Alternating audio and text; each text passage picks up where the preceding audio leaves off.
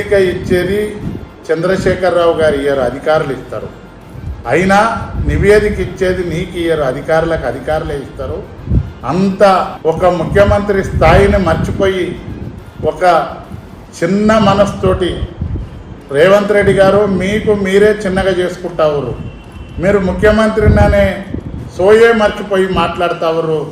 మీకు ఇప్పుడు ఆధారాలతోటి మీరు అధికారంలోకి వచ్చిన 2 రోజులు 11/12/2023 నుండి 2/4/2024 వరకు మన తెలంగాణ రాష్ట్రంలో ఆత్మహత్య చేసుకున్న రైతులు 209 మంది లిస్టు మీకు ఇస్తా ఉన్నా. ఒక బీఆర్ఎస్ పార్టీ అభ్యర్థిగా మీకు ఈ వివరాలను ఇప్పుడే మీ రాష్ట్ర ప్రభుత్వ ప్రధాన కార్యదర్శి గారి మెయిల్కు పంపుతా ఉన్నా.